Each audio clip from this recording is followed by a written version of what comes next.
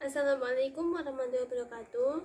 Perkenalkan, nama saya Evi Melia Sofa. Saya dari kelas KPI C4. Di sini saya mau menjelaskan tentang fungsi komunikasi massa, proses komunikasi massa, dan model komunikasi massa. Terlebih dahulu saya mau menjelaskan tentang apa itu fungsi komunikasi massa. Yang pertama yaitu fungsi komunikasi massa yaitu sebagai informasi.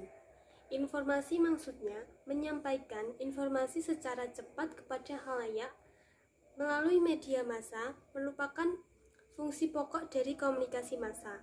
Melalui media massa yang digunakan, informasi yang telah dikumpulkan dan dikemas kemudian disebarluaskan kepada khalayak luas.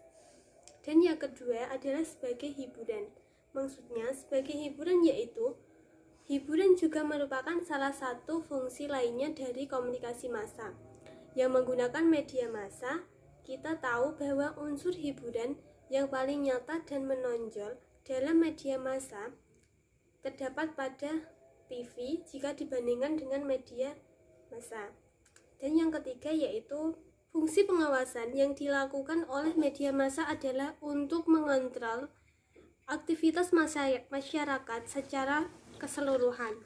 Pengawasan dapat dilakukan media massa dalam bentuk kontrol sosial. Dan yang ketiga yaitu korelasi. Korelasi dijelaskan yaitu maksudnya menafsirkan atau mengomentari makna informasi yang menunjang otoritas dan norma-norma yang mampu dengan melakukan sosialisasi. Fungsi yang terakhir yaitu fungsi persuasi. Maksud dari fungsi persuasi ini yaitu sebagai salah satu fungsi komunikasi massa, yakni kemampuan media massa dalam mempengaruhi khalayaknya agar berbuat sesuatu. Apa yang ditawarkan media massa apa yang bersangkutan. Itu adalah proses dari maksud dari fungsi komunikasi massa.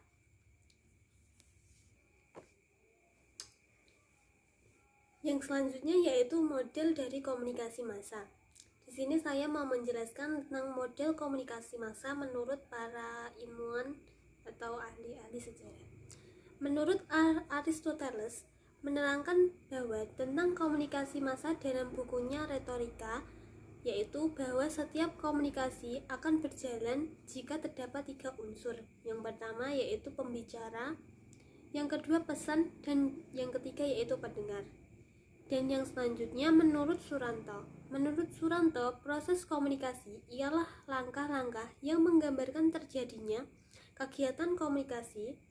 Memang dalam nyatanya kita tidak pernah berpikir terlalu detail mengenai proses komunikasi. Hal ini disebabkan karena kegiatan komunikasi sudah menjadi secara rutin dalam kehidupan sehari-hari, sehingga kita merasa tidak lagi perlu menyusun langkah-langkah tertentu secara sengaja ketika akan berkomunikasi. Dan yang ketiga yaitu menurut Newcomb. Model menurut Newcomb melihat komunikasi dari pandangan sosial psikologi. Model ini juga dikenal dengan nama model ABX. Model ini menggambarkan bahwa seseorang A mengirim informasi kepada orang lain dan B tentang sesuatu. X model ini mengasumsikan bahwa orientasi A ke B atau ke X tergantung dari mereka masing-masing.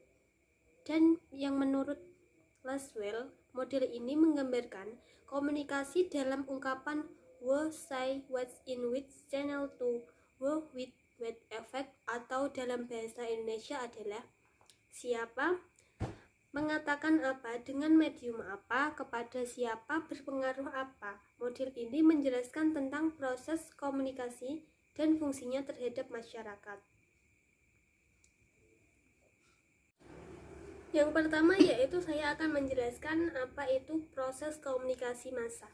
Proses komunikasi massa yaitu proses yang berbeda dengan komunikasi tatap muka, karena sifat komunikasi massa yang melibatkan banyak orang, maka proses komunikasi massa sangat kompleks dan rumit. Proses komunikasi massa yang terlihat berproses dalam bentuk dan melakukan distribusi dan penerimaan informasi dalam media besar.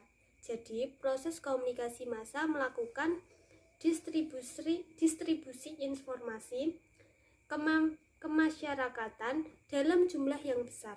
Contohnya pada saat siaran seputar Indonesia di RCTI secara serentak dapat diterima khalayak pemirsa. Jumlah yang besar pula. Proses komunikasi massa juga dilakukan melalui satu arah, yaitu melalui komunikator kepada komunikan. Sangat terbatas adanya peluang untuk terjadi dialog dua arah. Di antaranya pemberi pesan dan penerima pesan.